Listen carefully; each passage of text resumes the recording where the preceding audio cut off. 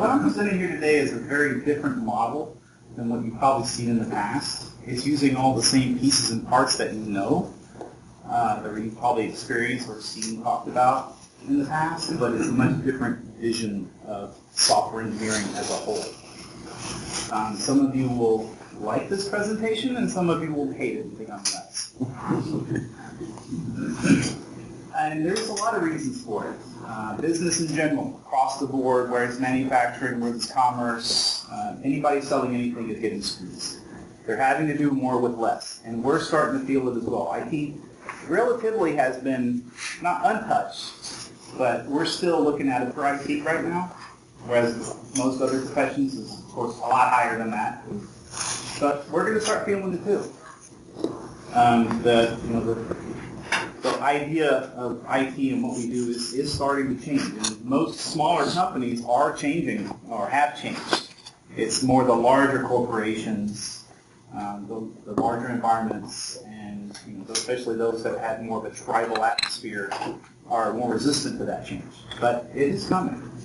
The market is changing rapidly. Business is forced to do more with less.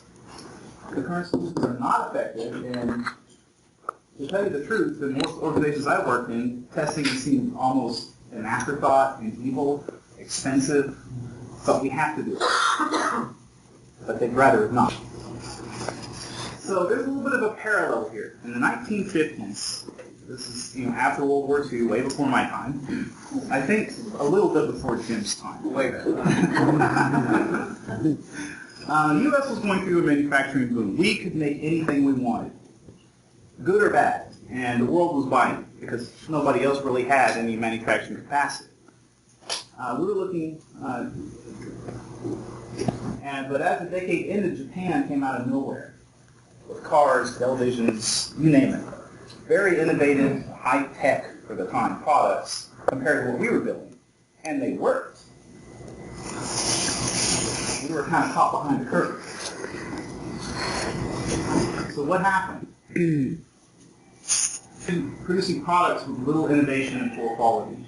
Efforts were focused on inspection. So they were checking everything at the end. Yeah, turn on the switch, no smoke comes out. You've heard smoke test before. Well, that used to be a reality back in those days. If it didn't smoke, it was good shipping. But, it usually would break, a year or so after. And, say we'll just give you a new one if it broke within the warranty period. So what happens? They inflate the cost to compensate for this. So basically, when you're throwing out 30-some-odd% of your product because it doesn't pass inspection, oh well, we'll just make the cost higher to compensate for it. Japan was not doing this. They were producing quality. They were producing around 1% defect, rejection rate compared to what we were able to sell their products, and they worked. So you knew you were buying quality. So what was the catalyst of this change? Anybody heard of Dr. Edward Deming?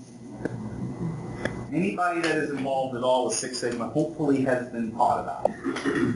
He's kind of the father of all of this. He's not the one that came up with a lot of concepts.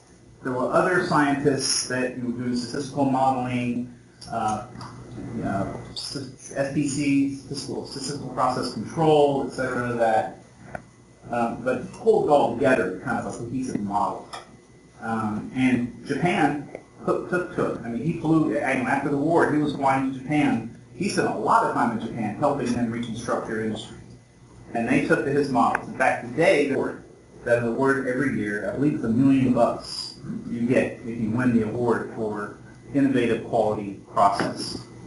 And he was the first winner of the award. It was his award.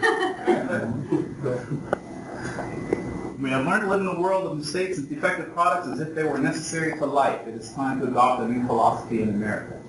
This was in the late 1950s. So the key issues that he pointed out are dependence on requirements, management by performance and quotas, focus on quality through inspection, competition within the company, high management turnover, and little transfer of knowledge. There's a lot more than this, but the reason I highlight these is because of some of the weaknesses we have. Dependency on requirements, management by performance and quotas, focus on quality through testing, competition within, high management / talent turnover, and little transfer of knowledge. You probably have one or more of these, hopefully not all of them, in where you work. I certainly have. Everywhere I've worked, there's been several key components of this. So the manufacturing industry in the U.S. had to change rapidly and radically in order to keep up with Japan. Those that didn't are in the dustbin of history. And we must change as well, to our own peril. So bending the cost curve, what have you seen now? There's always something new coming out. Iterative development, RAD, RUP, Agile Scrum is now the current du jour. Strict cost control, gate processes where you have 50 people that have to approve you to move from one gate to the other. And offshoring. That's the greatest thing. Okay, just ship it over to India. Now people ship it to China. The company I used to work for in California is actually shipped to Vietnam, of all places. So have any of these really been effective? Some yes, some no. Because they're all applied in different ways. Software development is still an artistic venture. It's a craft. It's still a fact that if you give 5 developers the same set of requirements, you're going to end up with 5 different applications. And you cannot test quality in the software. We all can't do it. The more time spent on requirements, the more successful the project. That's a truism. And quality is the responsibility of everyone, not just testing it. So how do we apply some of these techniques to what we do? We're not manufacturing, but a lot of these concepts certainly would fit within what we do. Identify and reduce variability. That's Six Sigma. Anybody here at all involved in Six Sigma? Or have training in it at all? Just one? So you know a little bit about variability. They taught you that already. Acquiring domain knowledge, having a true understanding of your business and what they do, document and consistently adhere to process, get rid of internal competition. That's the death knell of a company. Eliminate the necessity of requirements, do away with reliance on individual efforts, and reduce dependence on testing. So I'm going to go into some of these, and then I'm going to go into the assembly line driven development process, which will address some of the others. So competition. Competition is great in the marketplace.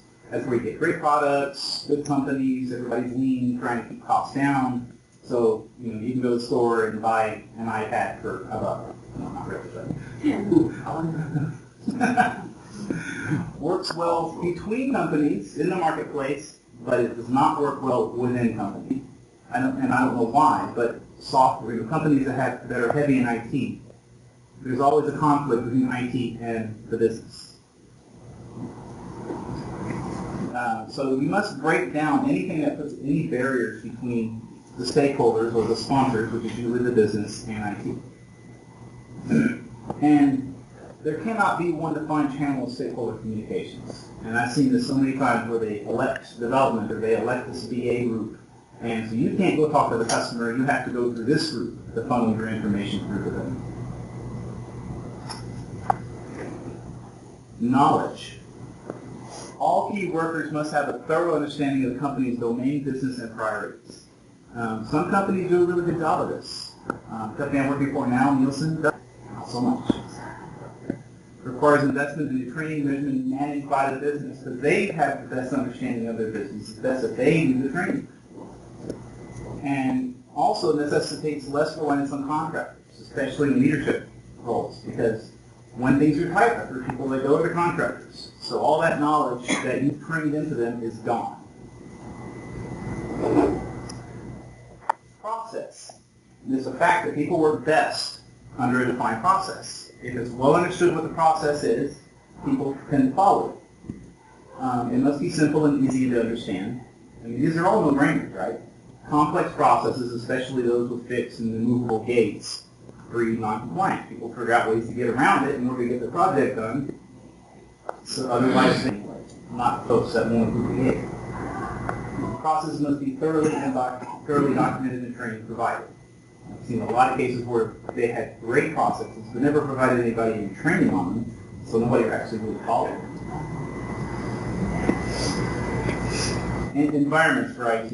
Environments IT, which is server-type environments. You need to have a rigidly controlled production environment. Most companies do this reasonably well, but then once you get outside of production, test environments, not so much.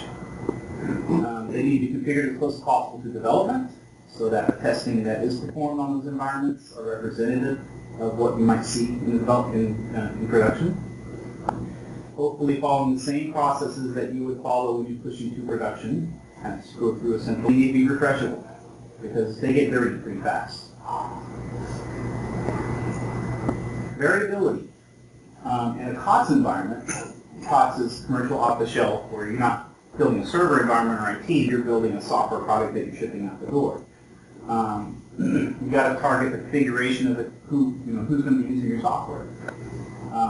It needs to be refreshable, rewindable. So if you've got, you're testing on XP with a certain, browser version and Office version, whatever you happen to be dependent on, you have to be able to rewind that pretty fast. If you have to reinstall Office and you start with a fresh OS every single time, it's going to slow you down pretty fast. The same system should be available to everyone. I've seen so many cases in COTS environments where development stuff and UAT uses their own stuff. They all need to be in one environment because, I found a defect. Well, that's because you're using the wrong version of this DLL or that DLL. And I found virtualization in this case to be very effective for that. Very inexpensive and very effective. Also, in reducing variability, development systems. That's always a touchy subject in companies. QA asking questions about how development is doing their job. Needs to be a centralized push-a-button build from the source. So that means that nobody's compiling DLLs on their laptop. It's all got to go through a centralized build system that pulls from source. Gets away from the work on my computer syndrome. Include installers with that build system. Because that way you get you push a button, out comes the next MSI or executable that you can right away start using and installing. Rigid checking processes. How are they checking in their code? What is it measured against? Any change should be tracked to a work item, requirement, or some defect. That doesn't happen in a lot of companies. Most times developers can check in whenever and however they want. And we have no visibility into that process.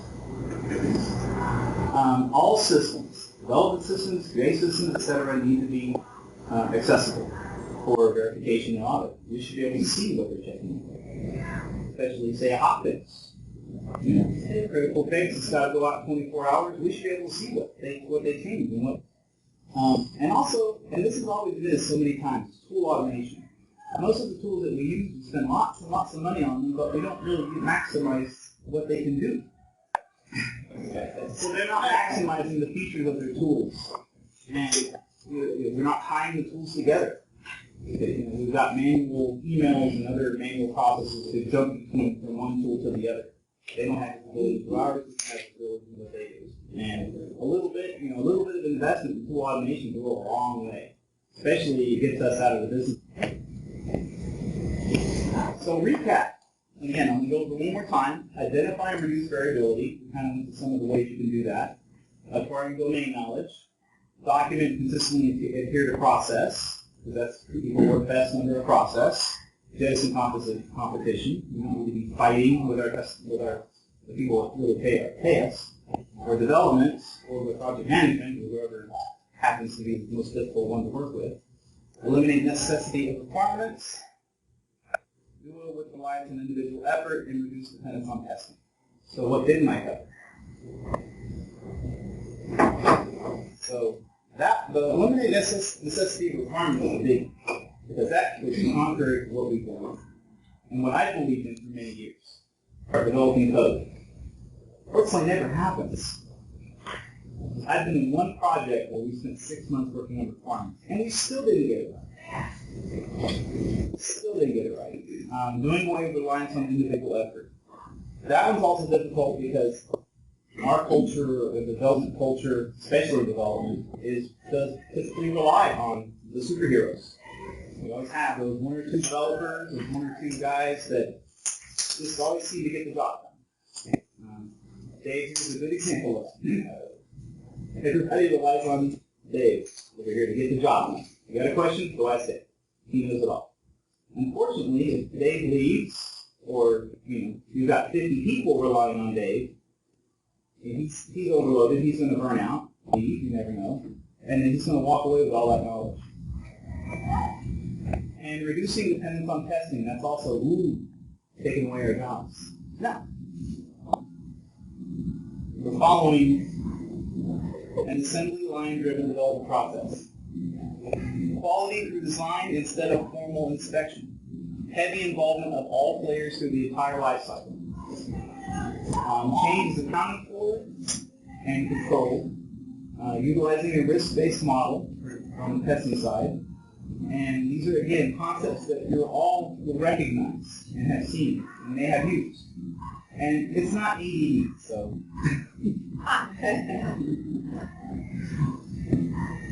This is the first thing that came to mind when I came up with this assembly. What I'm presenting here is a high-level, what's that? I can relate. Yeah. What I'm presenting here is a high-level framework. It's the first cut of this idea. I mean, these processes I've actually used in various companies, various projects. But it's going to need refinement. It's not perfect. This is also the first time I presented this. There's pieces and parts of it from the last presentation I've done in several places called the 4 pillars. Some of you may have seen it. But so, of course, the presentation's going to need refinement. I wanted to put in some sandy graphics and stuff too, but didn't get time. But these concepts that I'm presenting here are modeled after 4 years of successful implementation and manufacturing. It all works when you're making stuff, when you're making parts. And we're making stuff. We're making software. So really these guys. Start, inception, which is, what are we building? What is the purpose behind it? Why are they paying us to do this? Start off with a short 1-paragraph statement of the intention of the project. What are we trying to solve? What need are we trying to fill? What is the timeline for delivery? Is this market-based? We're trying to beat somebody through the door, get this out the door. And also include within a high-level holistic list of features. Basically what we see on the back of this software product. And, hey, this is the purpose of the product, and this is kind of what it does. This is what differentiates us from the competition. Rank as must, should, or nice. Basically, we got to have it. We can't. The whole purpose of this is to do X. We have this, and then there's nice, which is fluff. If we have time and budget, great, let's do it. Once this is done, it shouldn't be more than 1 or 2 pages. For everyone that's involved in the project or comes on the project later, they should get a copy of this on a nice glossy and post it up on their wall. Because that is going to drive the entire project. If you're not doing what's on that page, then you shouldn't be doing it. The next thing to do is you come up with personas. Anybody ever developed personas before or heard of them? Very powerful tool. You develop one persona depicting the target consumer or user. For a product, might be one well-crafted target person for this product. Might be more than one, but in most cases it's one. For an IT project, you usually got admins, you've got the actual end user out there in the field, maybe someone internal that does auditing. So you may have to do several personas. Who's going to actually use the system? These are also posted on everyone's wall. Bring them to every meeting and give them names and personalities. You will find that when you use these personas, you actually start using them by name. When you're actually talking about how the software is supposed to work and how are they going to interact with it. Mary doesn't understand this. She doesn't know computers. Here's an example of one. I just wanted to kind of show it to you. So it's usually got a person's face, it's got a person's name, fictitious, of course. And this is all fictitious. It's all who it is that we're trying to sell the product to or who's going to be using the system in their people. There is lots of tools out on the internet on science, and it's from the Cooper design methodology.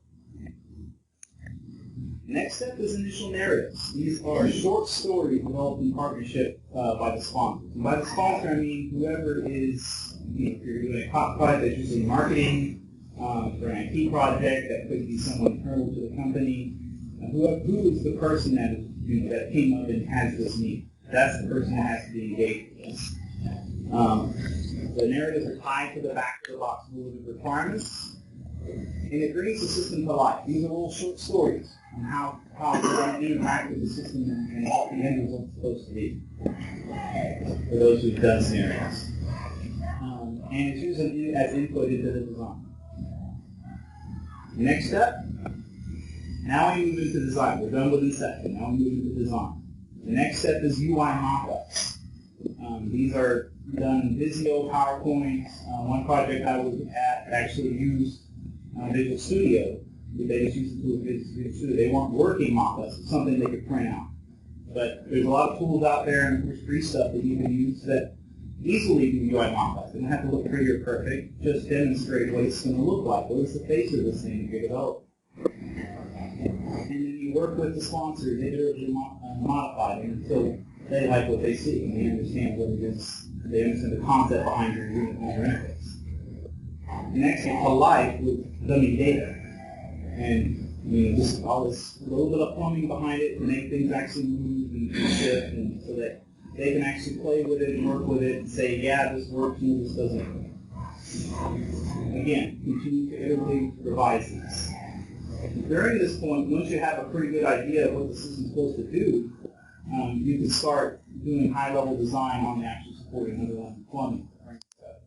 This is stuff that the customer doesn't see, but it's also very important. Narratives. During the design process, we'll continue to evolve these narratives. This is where the testers come in. So that we'll be doing a lot of work with the narratives to expand upon them, refine them, clean them up, and functional design. So that the UI, and it's very simple. It's just screenshots of the UIs, the mock-ups that you created, the functional prototypes. Contains description of the fields, min, max, what kind of data that it's supposed to contain, critical business rules, and it should be mapped to the narratives. And the narrative should be mapped to the document sections. Because once, the narrative could cover multiple screens, so there may be a one-to-many or many-to-one relationship. And this document is what comes under change control. Once we move into construction, this is almost, if you think about it, our requirements. The benefit of this is that it complements the fact that we're all visual by nature. People are visual by nature. We're all together working on this, so we both gain insight. They gain insight into what we do, and we gain insight into the business and what the need is, what we're trying to do, what is the theme of this product. And I also get this chance to start playing with the framework and actually developing some of the plumbing to make sure we get it right, instead of down the road when we really don't have the time to re-architect the plumbing. The next step is we move into construction. Most people recognize this as development. The terms I'm using for construction, inception, design are from a process called TNAP. Anybody's ever? It's a Jettison concept. Construction, work breakdown. Similar to what you would do in what you're trying to do. What are the pieces and parts of the system now? As far as you break it down into manageable chunks. And make sure you prioritize it based on what the must is and what the should is and what the thank you. Green piece. Test cases. Test cases are written using the functional design in there as a basis, organized and mapped to the work breakdown, written in the priority order that the work breakdown is developed, and reviewed by development first. So development will take a chunk of 50, 60 test cases that are mapped against that one work item, and they will review them to make sure that they think you got it right, or so you're nuts, we can't do this, and then revise them accordingly. Then they go to the sponsors, and the sponsors review them as well. So this is supposed to work. They're very discrete test cases. So basically, you click on a button and this happens. Those are the kinds of test cases. That's what happens. The system's doing something behind the scenes as a result, you make that a separate test case. You try to keep them as discrete as possible. one verification per test case is possible. But it's also very important that the sponsors of the development group, are drawn on the spot on reviews. The development will be because they need these in order to do their job. Because the next step is framework. They'll be working on the framework while we're developing test cases. But the functionality, they can't start on construction or on that little breakdown until the test case is done. Because that is the design. That is what they're working on. Everything else is pretty well high level. The meat is in the test cases. A functional design, requirements, and test cases in the area between each other. They all contain a lot of the same information. We're not trying to. This model gets rid of that. The real meat is in the test cases. And so they code based off of the test cases. When they're done with that little piece that they're assigned, the developers or coders, they will actually run through the test cases themselves. That will be their unit testing. You probably can't hear me at all, can you? No, I can. No, that's a good thing. Test cases. Once the development is done and they run through their unit tests, they say, yes, it does exactly what these test cases say it's going to do. Then for those items that are nice and should, then we'll spot check them. For those areas that are priority or have a high risk, we'll probably do a more thorough or full test on those specific things. And then we can hand it over to the sponsors. The sponsors will have access to the test cases, access to the test system, so they can go play with it themselves. If they especially for those high priority items that they need, they got to have. Reporting is very important in a model like this because it can quickly get out of control. If you don't have visibility, if everybody doesn't have the same visibility. So daily reports have to be, and preferably web-based, so that we get out of the producing lots of Excel spreadsheets and things like that. It should be as automated as possible, showing the status of each work breakdown item. Where is it at? Are we writing test cases for it? Are the coders coding against it? Is the unit test done or not? Or is it in review? Who's reviewing it? Who's assigned to do it? So we can push on those saying, okay, you have this in 5 days. And get it done. We're delaying development. And it also should demonstrate the actual hours worked, what we estimated, and where, what it actually took. Because if we find that we've estimated 60 hours for one piece, and it actually took 80, and that's consistent, we can revise our estimates and say, okay, we don't think we're going to get all of this. What are we going to have to drop off on? We have to start making those decisions early. And we can do it. Change happens. Everyone knows that. Always will. Always has. Whatever methodology you might use. There's many reasons for it. Could be just technology not feasible or too complex, too risky. Sponsors determine that the function needed revision or expansion. In other words, they say, we don't really need this. It's not, we thought it was a good thing, but now we realize it's not. Or they say, we got to expand this. We missed the boat. It happens. We have to, and that's what the beauty of the system is that it accommodates that. And very quickly, we can make that change if needed, and if it affects scope, we can negotiate that on the spot. And it's negotiated between all the principals.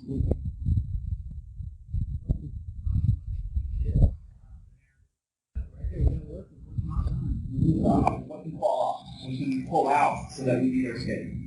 And if not, of course, sponsors are going to have to figure out how to come up with extra money or buy extra time. So they have to make that. They will make that decision.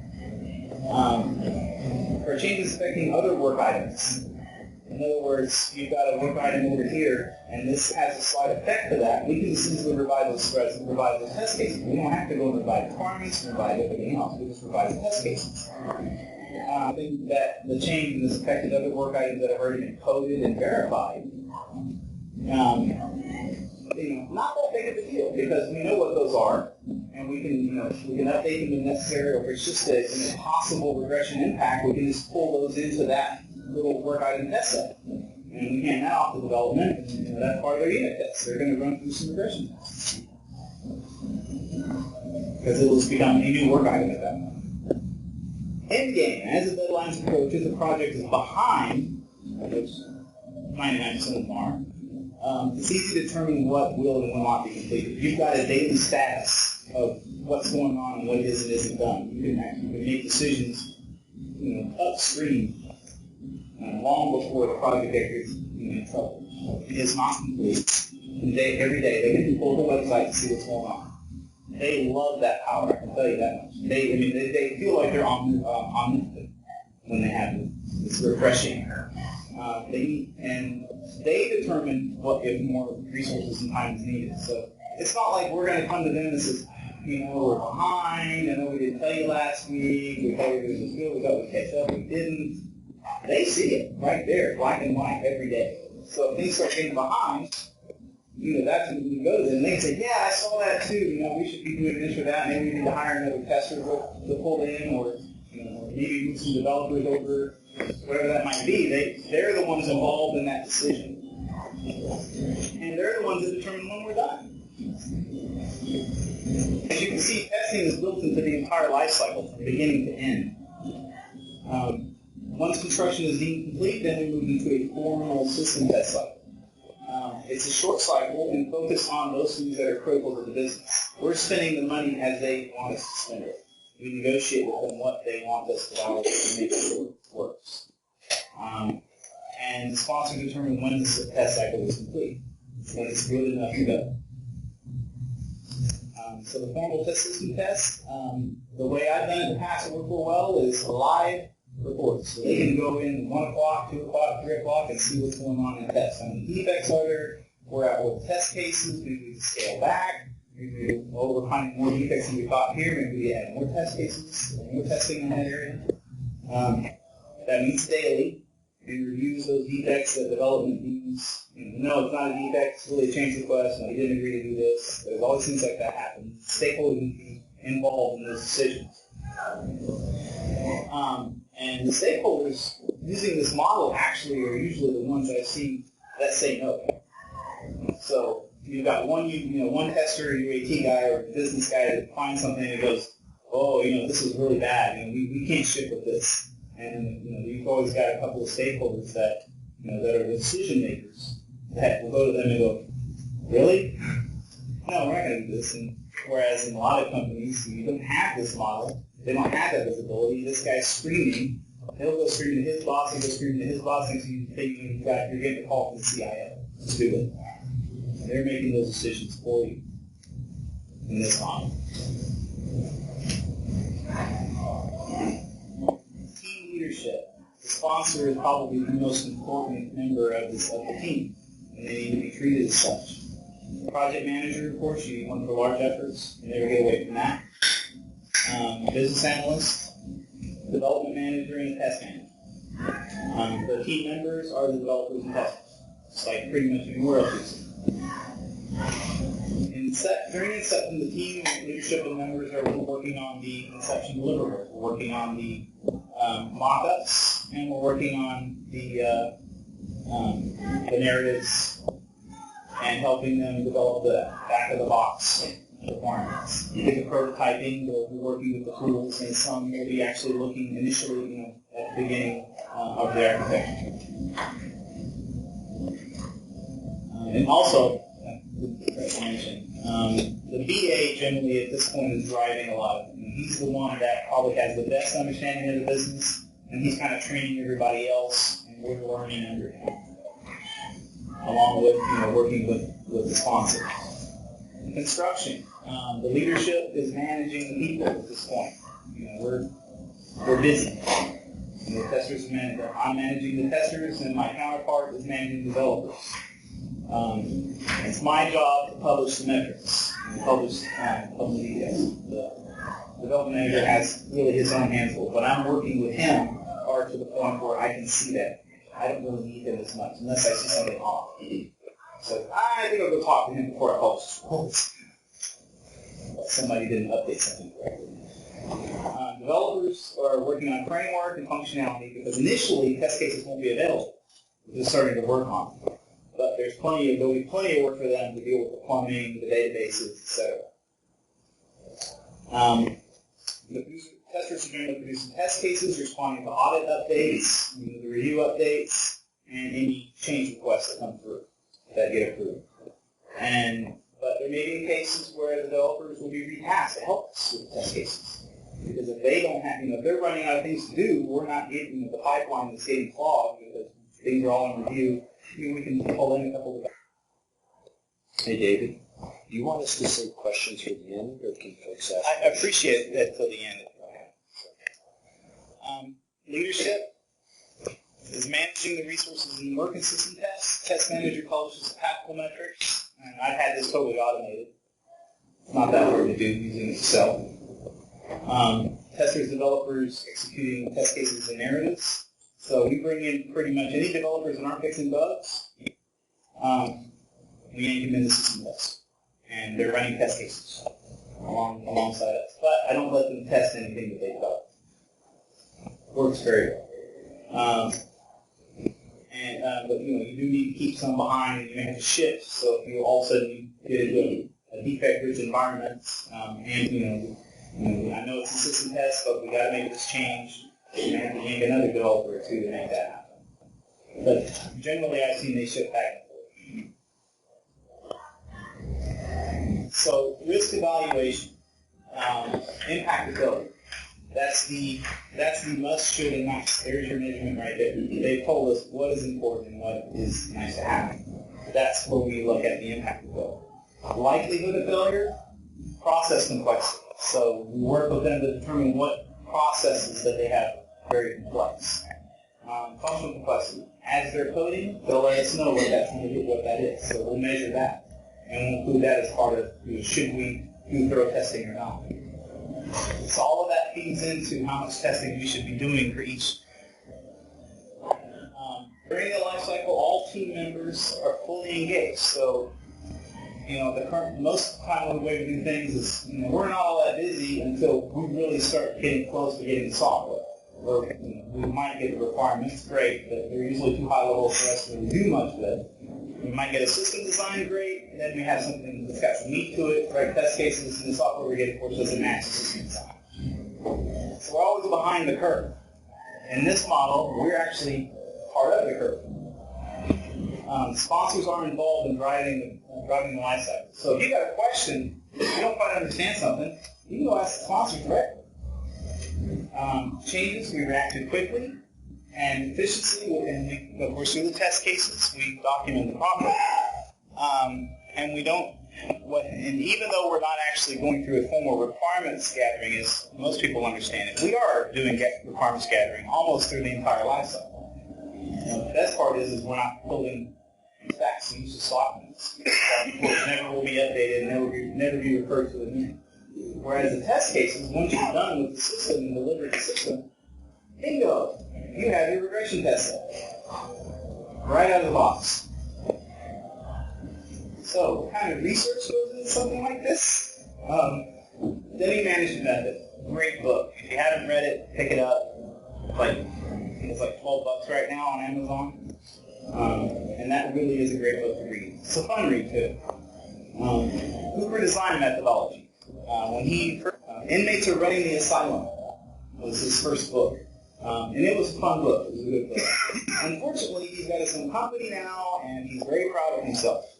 So I don't follow him very much anymore. But his original concepts, interpersonas, business involvement, a lot of the stuff that you see is from him as well. And there's a lot of concepts in here you probably recognize from Agile and Scrum.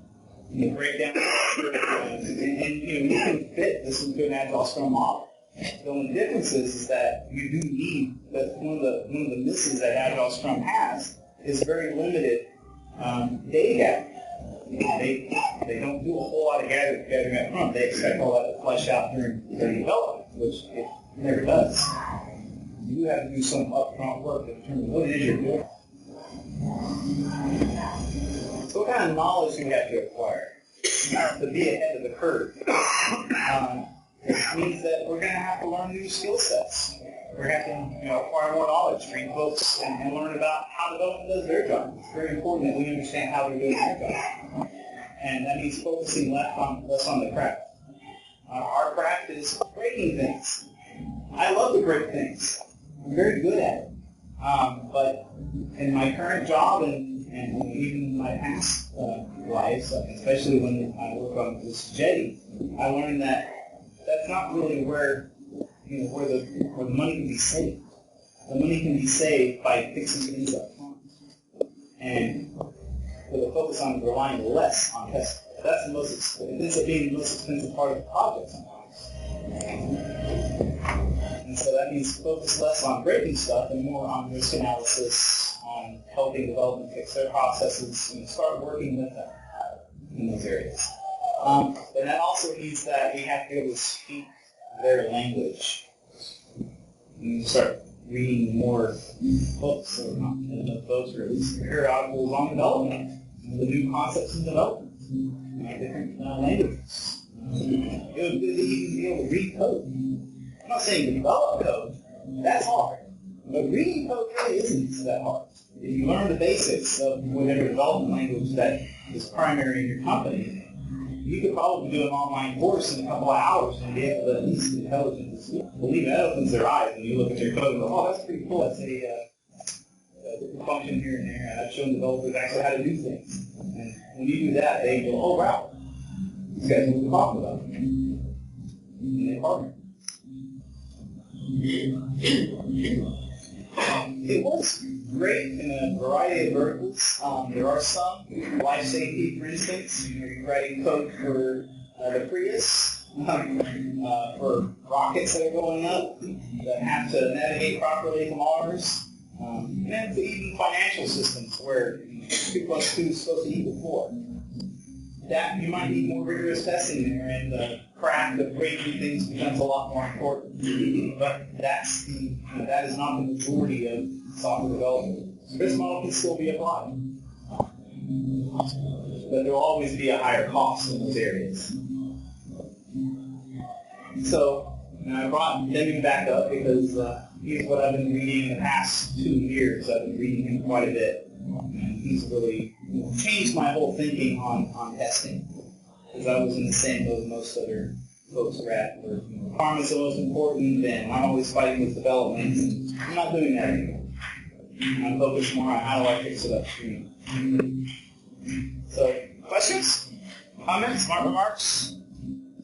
First, thank you so much. I'll come to you.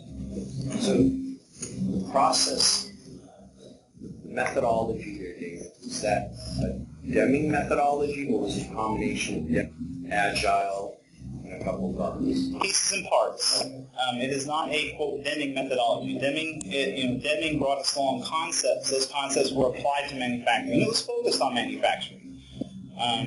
Probably the biggest one, when he said don't focus on requirements, he meant don't use requirements as the basis for selecting your vendors, supplying your raw materials. But in a way, in development, if you really conceptualize and think about it, requirements are our raw materials. So don't rely on requirements alone as to measure and determine what it is. You can never really totally get away from them. But where you have the luxury, using a model like this will certainly save you more time, save you time, money, and you'll be closer to getting it right.